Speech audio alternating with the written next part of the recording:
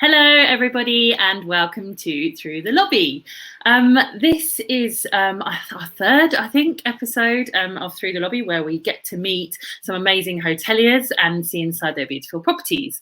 This week, we're joined by the Hoxton Hotel Group. Lena is going to introduce herself in a minute. But just a few bits of housekeeping. Thank you again for joining us. I'm Stacey Carlson. I'm the MD and founder of GoHo. And we're an events marketing and PR agency, obviously not doing too many real events at the moment, so we're doing them virtually instead. So if you want to know anything about those, or if you want to work with us to deliver any, please get in touch at hello@thisisgoho.com. And furthermore, just email us as well if you want to just give us any feedback, if there's any hotels you'd really like us to cover, any topics you'd like us to talk about, or if you just want to have a chat with one of the team, because we're always at the other end of the line.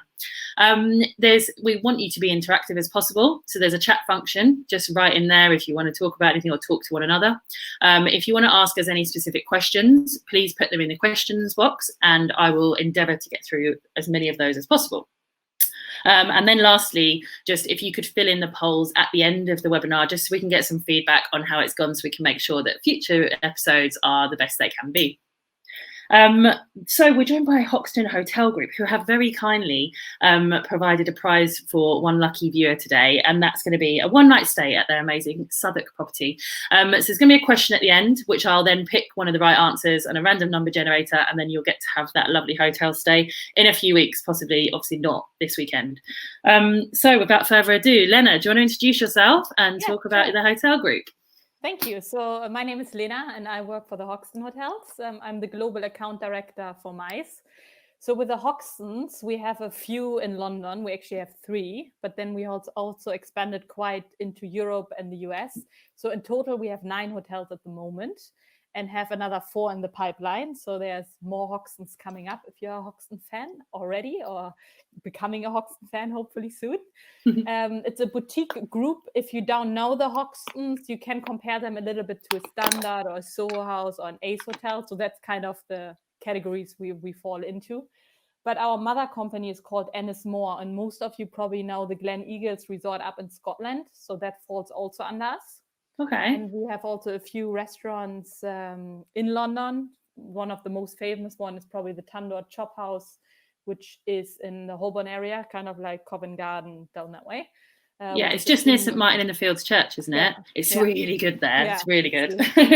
Yeah, sorry. No worries. So there's a little bit more to our company besides just the Hoxton hotels, and we are extending and expanding and looking into different things. So for instance, in the Hoxton Southwark, we have now our first co-working space in Europe. We have another one down in Chicago at our property, because we figured that our lobbies are always a big social hub from the neighborhood, so that we actually take a little bit of that load of the lobby and move it into our co-working space. So that's phenomenal. So you always see new things coming up with the Hoxtons, so stay tuned for that. Yeah. So overall, you can see here that we started out in 2006 in Shoreditch. So that's where our first Hoxton was born, also in the neighborhood Hoxton. So that's where the name comes from. Yeah. And then for a couple of years, we didn't expand yet. We just wanted to get that one Hoxton perfectly shaped. And then we opened Holborn.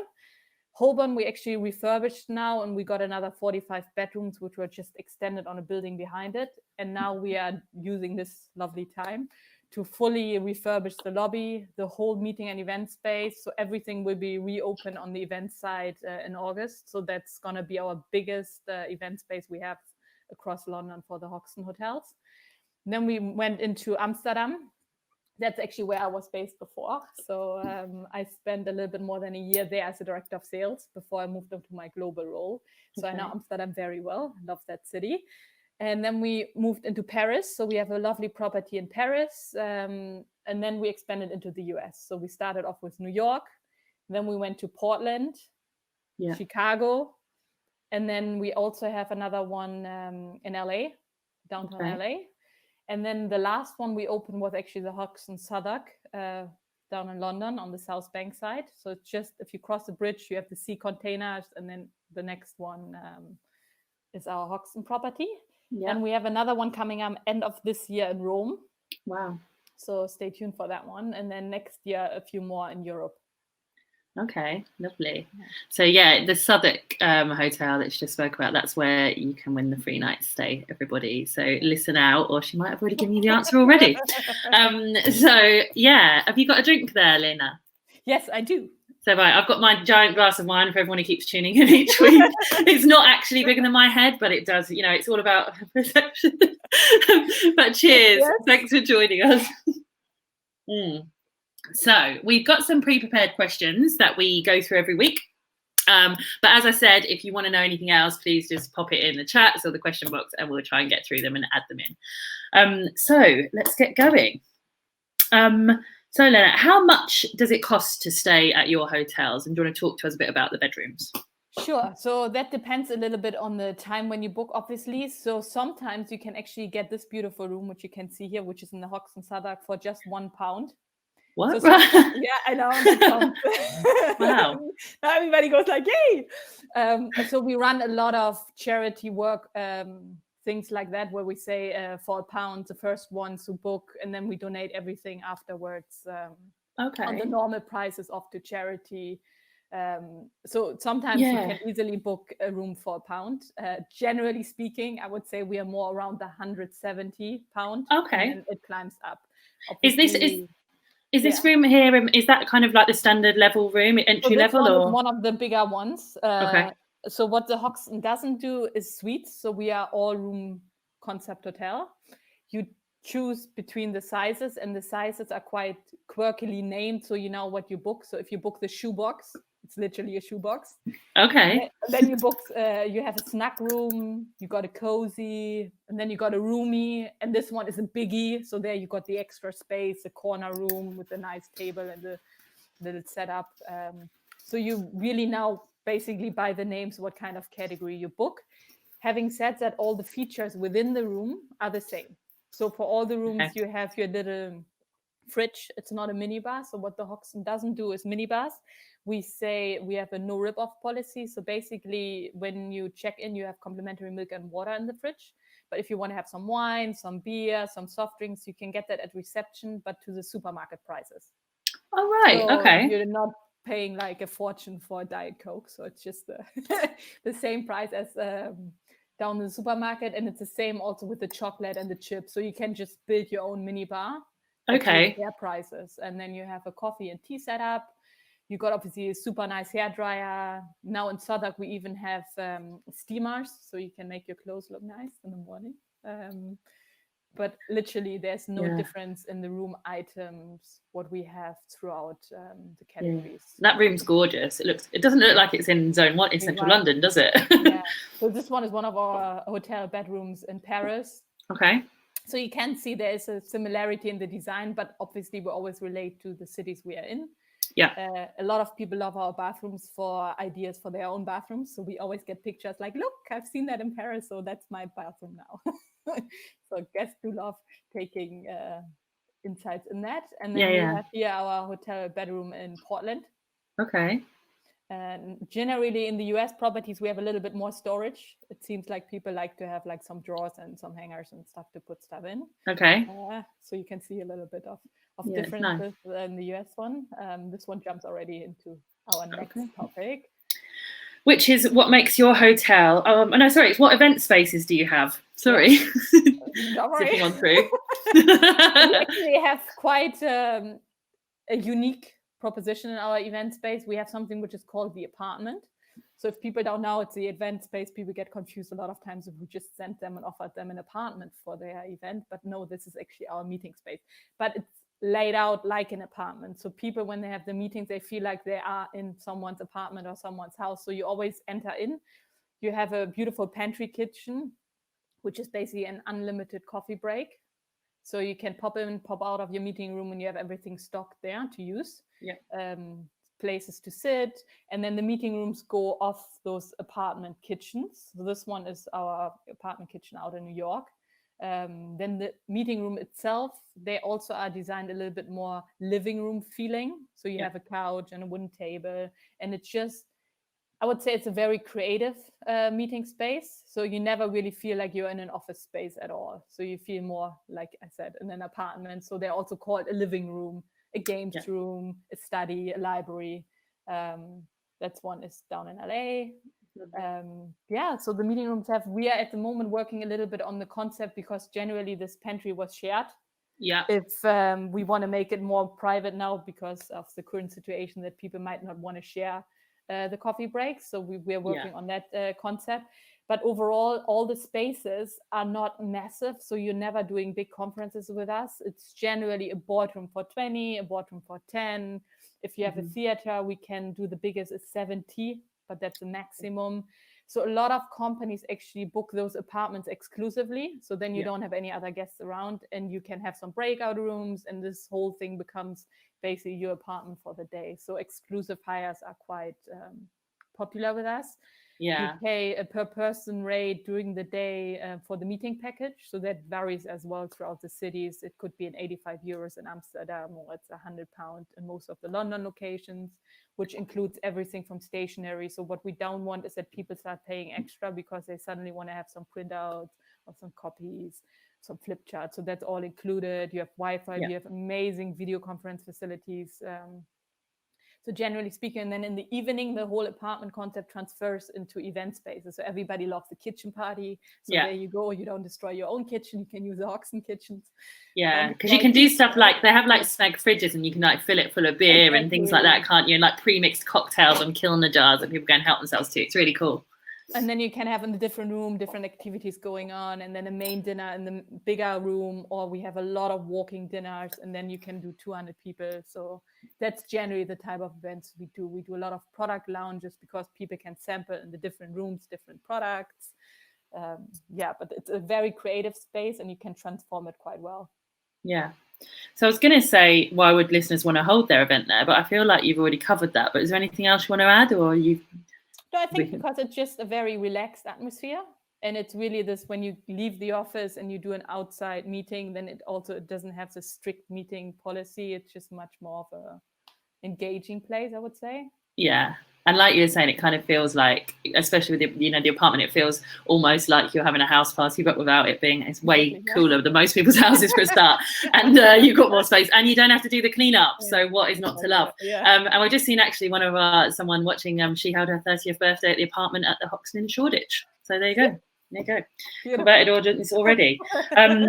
So what makes your hotel different from any other, would you say? Yeah, so basically our owner is, we own all our properties. He's very engaged in it. He's in his late 30s. He sees, sometimes he walks down the street and sees an old car park and goes like, what a waste of such a unique space. And then he just buys it and builds a hotel out of a car park. Or he sees an old building and transforms it. So this one is our property actually in Amsterdam. So that used to be an old Myers home. So it's actually 5 canal houses, which are put together as a hotel. So we either restore old buildings. Paris is an old diamond factory, so there's always a history part. Or it's like really quirky car park, and then you just build up the hotel. So for that, from the history, they are quite different. So this one is ours in LA. Okay. But overall, what makes them unique is always a social hub about the hotels. So you never really feel like you're in a hotel. You have always the neighbors in. They love the spaces. One is Paris. They just hang out, drink coffee. You have little work meetings going on. People work with their laptops. So it's just a very open house concept, that's all we say. We never say no to anyone who wants to sit. And even if they don't consume a coffee and work on their laptop for 3 hours, absolutely fine. So it just generally becomes quite a nice space to hang out, let's put it this way. And then you can be there in the morning, in the evening. You have always buzzing bars and restaurants, so there's always a lot going on. What we do a lot is we work a lot with the communities. So charity is big for us. We have also our own shelter up in London. So homelessness is something we support heavily, but there are so many other projects. And then we support little other startups. Now we do a lot of support, obviously, on all the farm shops who do the home deliveries and things like that. So generally speaking, we have such a strong community involvement that we are never really a disturbance. So a lot of planning areas even say, no, we don't want any hotels in this neighborhood, because generally we go into neighborhoods where there are no hotels, where you generally wouldn't find a hotel. It's the same now in the one in Rome, which we're opening end of the year. But generally, once people have experience from the city planning committee, the Hoxton hotels, they say this is exactly what we need, because you bring another community space rather than a hotel into the neighborhood. Yeah. So that I would say makes us the most unique. This one is Chicago. That's gorgeous. Beautiful ceviche bar upstairs with a rooftop pool. This one is a little speakeasy bar with a piano. Where's that one? That one is in Chicago. Oh, okay. So that's super cool. This one is LA. Nice. Again, you can feel like a little bit where you are. It's a little bit of a different scene. Obviously, you can't miss a rooftop in LA. Can't wait to go be in a swimming pool. This is exactly where you want to lay out. Yeah. So all the Hoxtons have something unique. They're all normally capped at 200 bedrooms. So we have some for 100, some for 150, 200. So we never become a massive hotel. And that's also why you have those 5 floors of co-working space in Southwark, because when we built the tower, we wanted to be really up, because we built a beautiful seafood restaurant with an outside terrace. So we wanted to be high up, but we didn't want to fill all those with bedrooms, because generally we cap at 200. And that's the reason we then just came up with this co-working. So that fills the layers in between. Yeah. And you were telling us earlier about the co-working spaces, actually. I know this is more for events and actually going to the hotel, but I thought it was really interesting, some of the kind of perks that you were explaining about having a space there. I just want to say, so it's nice for people who either only come into London maybe once or twice a week for meetings and just want to have a little space to meet their clients, or just to work on a desk. So you have day passes for £30, but you can also have a desk starting from 200 per month. But we said, since we're already in a hotel, we should have some perks other co-working spaces can't offer. So you get discounts in all the Hoxtons worldwide. But in the Hoxton where you have your co-working space, if you work late, you can have a room for £25. So if you want to crash. But generally speaking, they're beautiful designs, also more like a living room. You have a bar, you have a little winter garden, you have an outside terrace, you have a yoga studio, you have bike parking. So. And don't you have a button so you can get food delivered to your desk as well? Button and then I want one of those at home, so my other half can bring food down to me. Nice. It does. And also, you were just talking about the seafood restaurant on the top floor of the Southwark. My friend actually took me as a treat a couple of months ago, and it was incredible. And the decor is just outstanding. It's like being in Miami or something, isn't it? Or LA. We actually had the tourism boards from both destinations inquiring for an event there, because they were like, this looks like we're down in LA or in Miami. So yeah, definitely. Okay, so this is always everyone's favorite question, but we want you to dish the dirt now. So who's been your favorite guest? Well, where should I start? No, generally speaking, I don't want to be now the party pooper saying we don't disclose the names, but generally speaking, we have a lot of bands who stay with us. But my personally favorite ones are dogs. So dogs are allowed in our hotels. Okay. And we have some really regular ones who bring their little dogs always with them, because it's their home away from home. Yeah. If they work always 3 days, for instance, in Amsterdam, he always came with his dog.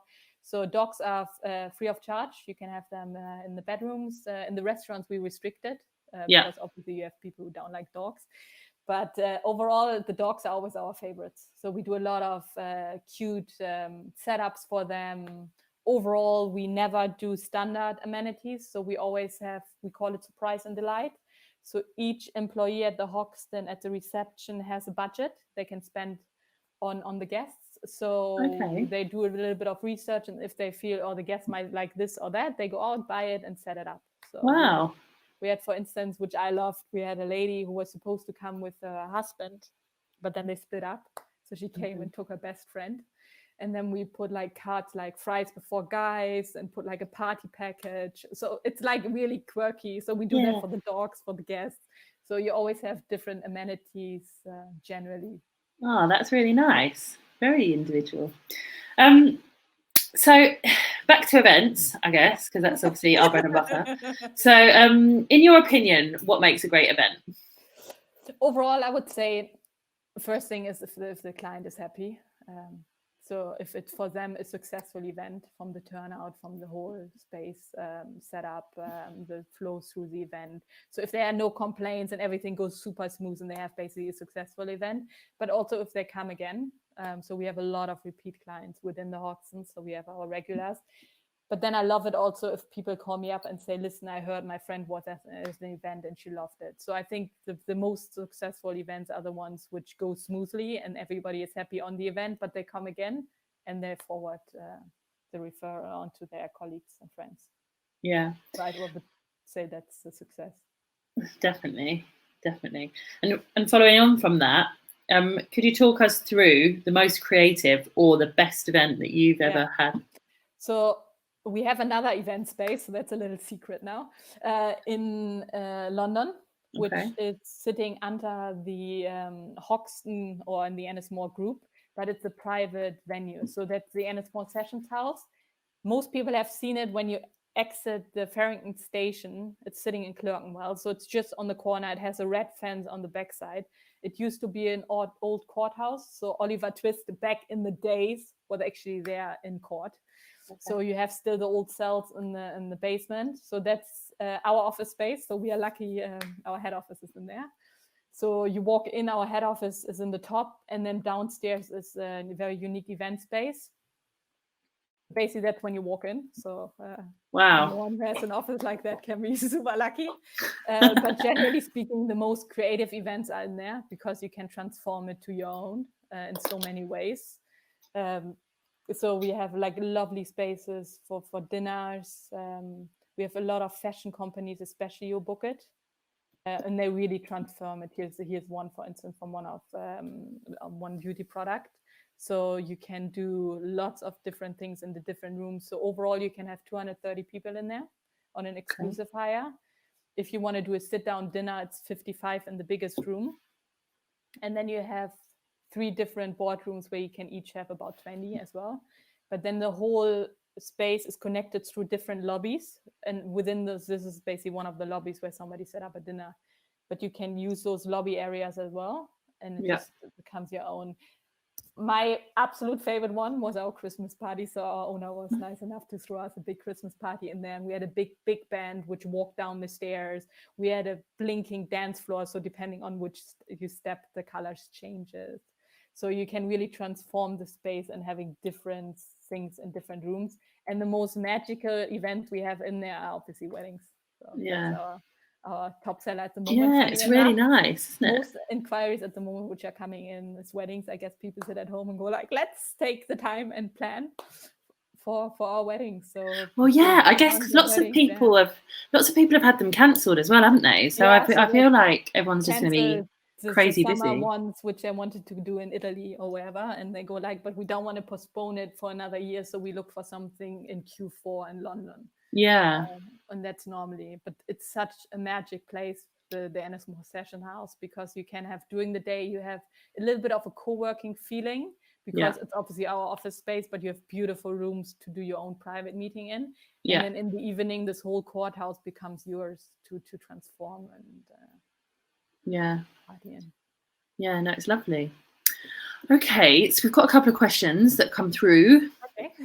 If we start with those. So one is fairly easy, I think. What's your favourite Hoxton hotel in the world? Chicago. Okay. So I was you didn't even stop then. You were like, Chicago. No, Chicago. Top down Chicago. No, basically, all my friends were laughing when I moved into the global role. I started traveling a lot because of the trade shows, but it ended up that I was always at a Hoxton. And they were like, are you getting paid to just stay and check out every Hoxton? Well, that's kind of like I need to see them, no? I'm on my way there. So this t-shirt is actually from Brooklyn. So nice. Where we have one of our Hoxtons as well. But Chicago, because the whole vibe in that area, normally I don't want to say I'm not a big US fan. I used to live there. But overall, what I always miss in the US is just something real and walking outside and experiencing neighborhoods. And normally you wouldn't find it. Yeah. And where our Chicago property is sitting, it's called the Fulton Market District. So it used to be an old market, meat market. So they transformed all those meat shops into little restaurants and bars. And we sit in the center of it. So you can walk outside between those restaurants and bars. And when you enter our Hoxton, Chicago, you obviously have the co-working space, you have a speak-easy bar on the basement, you have a yoga studio, and then you have such cool outlets and restaurant in this ceviche bar with the rooftop pool. That's just breathtaking. And the rooms are massive. You can walk easily downtown Chicago to the lake. So I think Chicago, but I was also there in September and the sun was shining. I was at the pool and everybody else is like, come back in the winter when we hit -20 or -30. Not that nice anymore. No, they all have something really unique, and it's difficult to pick because you obviously fall in love when you're at the Paris property and it's just so Instagrammable that you want to take 10 million pictures. Yeah. But Chicago just took me so much by surprise, let's put it this way, that I was just blown away by the neighborhood and how it sits in there. See, we really love, like Lana, I think obviously she's not on this webinar, she's watching, I think, but the Williamsburg, the New York. But that was again a surprise to me. Every time I went on business to New York, I stayed in Manhattan because I thought that's where you stay, where the business.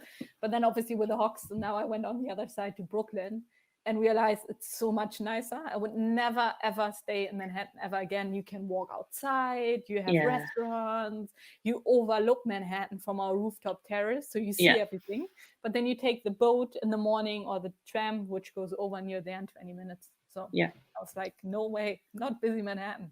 It is really cool over there. It's like it's like the Shoreditch, I suppose, of London, isn't it? It's really trendy and all the art districts and everything. But the event spaces there are just incredible. Like, there you have a lot of outdoor space. They have a lot of unique ones for especially offsite team building. So we have a lot of companies which are based obviously in Manhattan with their office, who just want to take the team out for a day, but don't want to go too far. Yeah. And once they hit Williamsburg, they feel like they're already far. Which segues us on perfectly to the next question, actually, which is if someone held a team building event at one of your properties, what sort of activities could they do? Yeah, so we have nothing which we generally do. We have a lot of companies who work with us, let's put it this way, but we have different things. Obviously, in the apartments, you're a little bit restricted because you're indoor, although we have a little terrace, but it's not like you have like Glen Eagles, where my colleague would say we have 45 team building activities. You can't even fit in a week. So there's like 10 million things to do. But we have companies who come up with the most creative things of different gaming events in the different rooms. I think what you can work with a lot with our spaces are that you have different rooms where you can do different things. Yeah. So we had, for instance, in Amsterdam, we had a lot of times like a fortune teller in one room. We had a ping pong table, which is generally a boardroom table, but it's transformed into a ping pong table. So you can play within the rooms with different activities. And then in Amsterdam, we have a boat. So a lot of people just jump on the boat and then just do the tours and then come back. Yeah. Well, that's flown by. If anyone else has got any questions, please pop them on now. We've just got a couple of minutes.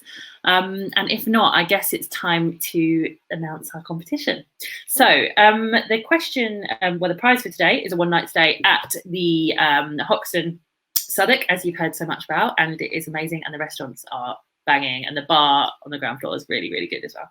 I'm always talking about bars. I know London by bars, you see. So yes, the question is, how many hotels does the Hoxton Hotel Group have in London?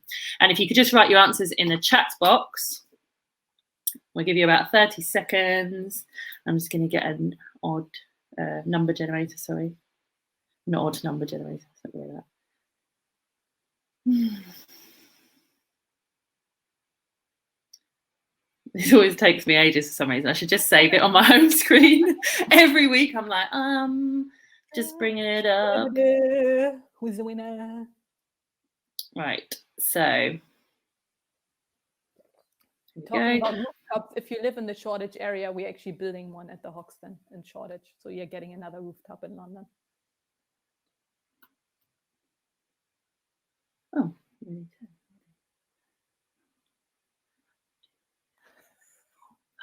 right, so there we go. Number 5 won, which is 1, 2, 3, 4, 5. Stacey Dawes. Woo!